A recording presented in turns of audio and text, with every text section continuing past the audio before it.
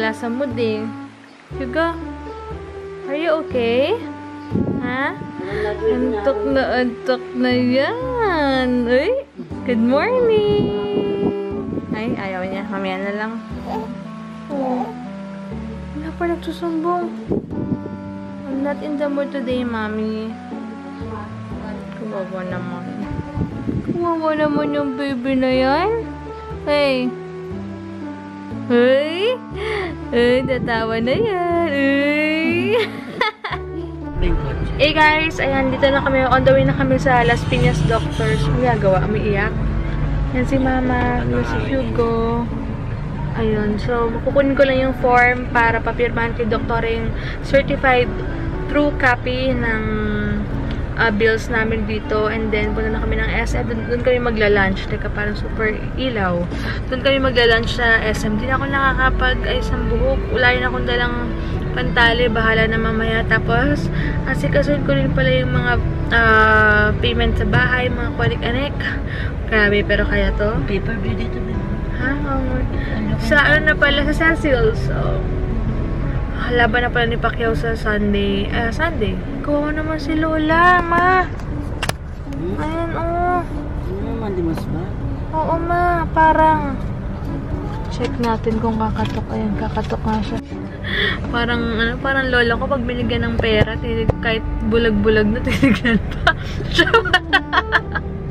Pamatanda talaga. Kawawa naman. Sana marami magbigay sa kanya. Anyway, ayun, go na pala. Babash na. Grabe, super hassle ng parking dito, second floor. Tapos, 40 pesos yung parking nila for first 2 hours.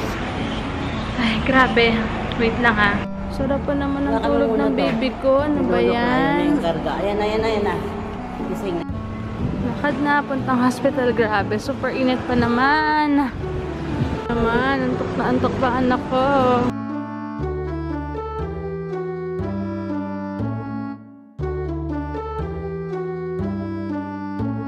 Dito pala ako. Ba yan? Gulo-gulo. So, pwede pala ako mag-park dapat dito kanina.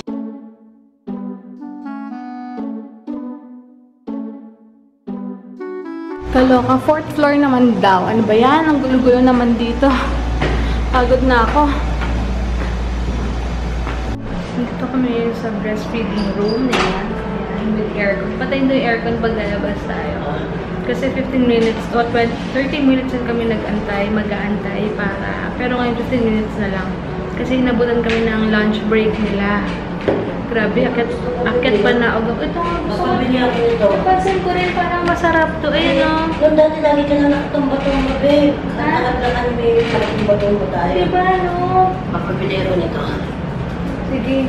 Naisip ko nga rin, sabi ko kay Mama, parang masarap. Tapos parang nakakaantok. Ganyan lang. Tignan mo siya. Hindi ako mahirapan magkarga sa kanya kasi dito makabili ako. Ay, basta Tagaytay na yung mga ganyan.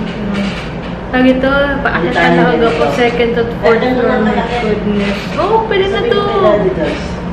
Ang sarap na. Parang inaantok na ako. Pero, syempre, delikado maganda nang inaantok ko. May mabitawan may anak mo. Pero gusto ko ng ganito. Ang sarap. Pwedeng dalawa. Nag-isa tayo.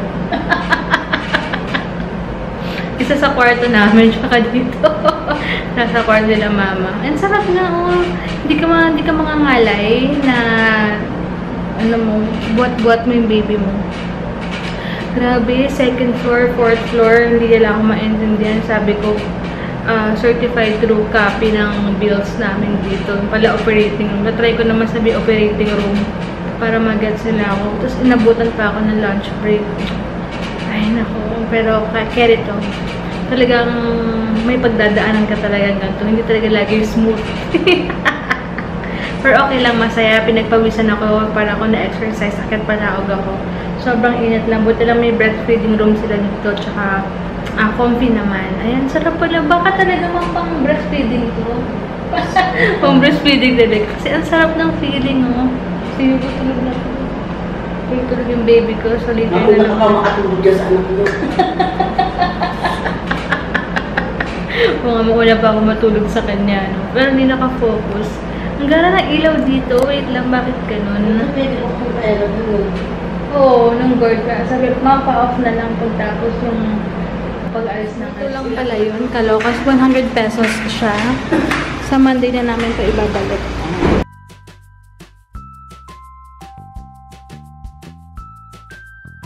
Ang dami ng bago sa Casimiro, red ribbon, choking, may mga ganyan na pala dito.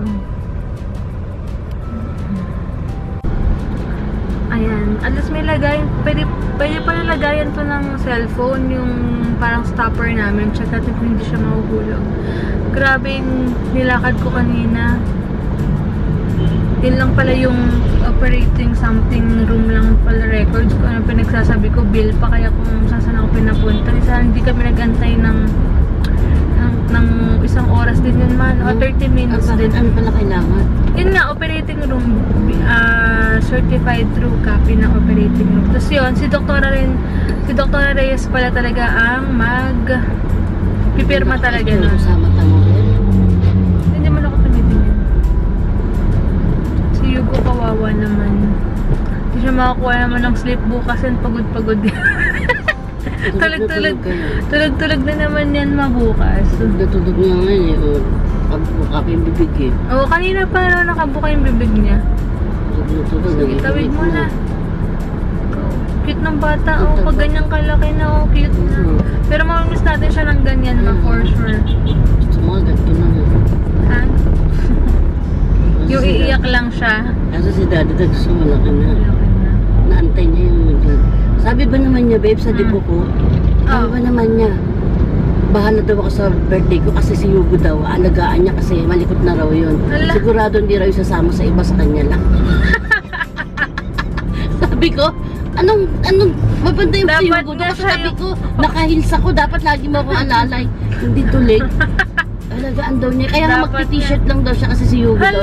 Malikot na, tatakbo-takbo birthday na mo daw. ah, kaloka. Sabi ko, yaan mo yung mag-asawa. Si Paul lang naman ng mawawa sa tabi niya. Kaya mo sa Divina ka ako.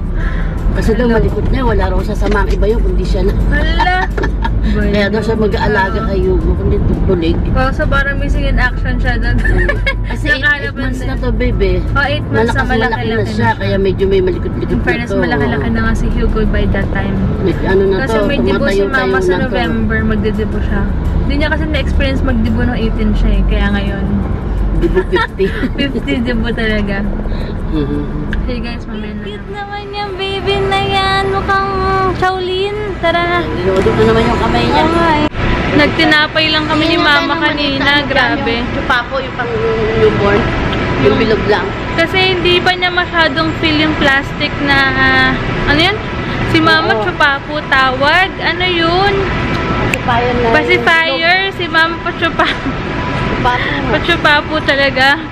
Anyway, punta na kami sa loob. Sobrang init, sobrang haggard na ako today. Pagod na. Wala pang tulog, pagod na. Pero, babawi ako bukas ng tulog dahil, ay wala man tayo bisita bukas, no? So, babawi ako bukas ako magpapahinga ng sobrang pahinga. Huwag ka na umalis bukas, ma. Papahinga ako. Dapat yun, di ba maalis? Hindi pala. So, wait lang. Nag-auto-focus ata. Kung kailan naman kami kakain, tsaka siya gising. Pero good luck. So, mama nag-gaya ng eat all you can. Pero sabi ko, hindi masasulit. Dahil kasi sa consumption pala, doon yung pwedeng iwan to doon. Tapos may oras pa naman. Tsaka light na rin naman. Meron na kapalan dito. Gusto mo? Kapalan na lang tayo. Ano ba yan? Bumaba pa tayo? Umakyat pa tayo? So, din sa baba. Pero, Filipino food na naman. Huwag na. Bonchon na lang. Susok pa bonchon.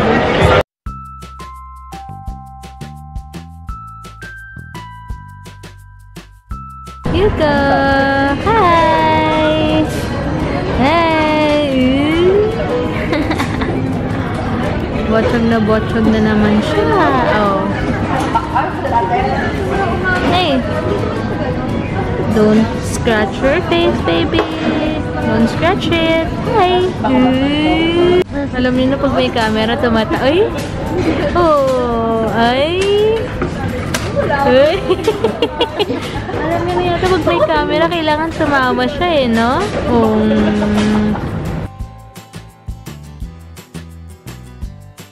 Ito kami ngayon sa Dep Store. Ang dami palang sale. Ayan. Hey, Botchod. Tignan mo, tingnan mo yung magkano itim na yun para sa salas natin. Itim, ito? Or ito? Itim. Ito? Ba't dark na dark, man? Ganda nga, no? Pinaka-relax lang siyang tignan. Ayan. Binili siya ni Mama ng overall na Mickey Mouse. Ayan, wait lang. Pakita natin. Ano na, no? Kasama na po yung hanga. Kasama na yung hanga. Sige, sige. Ay, wait lang. Ayan, ito yung pinili ko kasi kahit saan bagay siya. Ito, 6 to 9 months na. And then, ito. Kasi may hood na siya. Ayan. Yan si Hugo. Hala, hala. Kawawa naman yung lola niya. Ang sweet naman nila. Super sweet. Ka-holding hands pa talaga sila. Dito kami sa Payless ngayon. Tignan nyo guys, oh, may sale silang 580 lang. Dating 1,450. O, diba? Cute. Gawin na kami. Grabe. Natuwa ako dun sa mga aso. Dito kasi si Hugo, nilabas ni Daddy Dags. Maaraw pa eh. Tapos sabi ni Mama, labas kayo. Automatic lumabas si Ken tsaka si Okoy. Nagulat ako, parang tao ka. Ayan sila, oh. Kawawa na. Ala! Lalong nakakaawa kasi tignan nyo, pinalabas lang ni Mama. Baby boy na, di ba? Bawal na ang doon sa loob. Alam ko na yan. Kawawa naman. Diba? Sige. Pag may Hala. baby boy na, dito kayo, di ba? Alam nila mapagsabi mong labas silang dalawa? Ano nila yung bata eh. Tapos sila pumapasok na kwarto ngayon. Hala, very good dogs naman to. Hala.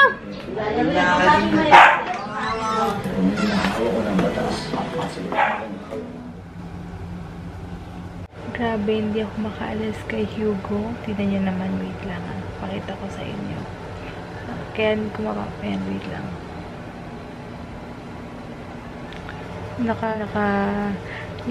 Yung mukha niya nasa shoulders ko. Kaya lang, hindi naman ako makaalis. Wala akong magawa, as in. Wala. Pagdating namin dito, nag-shower agad ako. Tapos, pagka-shower ko, gusto niyang mag-milk, and then binigyan ko siya, nagpa-breastfeeding ako. After noon, ito na siya, ito na kami.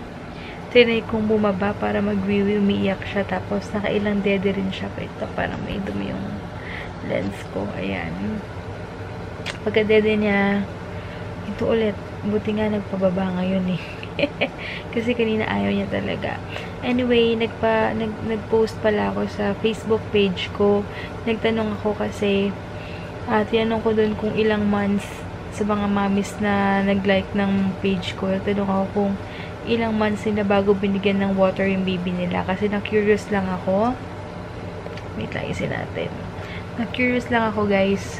Pero kasi yung friend kong si Sans, kung nakita niya sa vlog, yung anak daw niya, ever since every after breastfeeding, binibigyan daw niya ng water. So, hindi masyadong mahilig sa soft drinks yung anak niya, sa juice, and na-prevent pa yung pagka-UTI, and hindi masyadong inuubo or sinisipon. So, ako, inisip ko naman bigla, kasi ang hirap lang sa pedya na nirefer sa akin. Hindi siya makontak, unlike yung dating pedya niya sa Las Piñas Doctors, one text away lang. Pero itong pedya na to, kailangan mo talagang pag may concern ka, pupuntahan mo pa siya kasi wala siyang cellphone number nakalagay or hindi siya nagbibigay ng contact number. Kaya parang, yun lang ang hindi maganda siguro. Kasi iba pa rin syempre pag yung doktora mo, parang feel na feel mo na andyan lang siya. Alam mo yun, tas mabuti sana kung konti lang yung pila, pag may concern ka, kaya lang ang tagal-tagal. Yung last time nga, 2 hours kami nag-antay dun sa kanya. Tapos, pag may concern, hindi mo naman siya makontak. Ang hirap.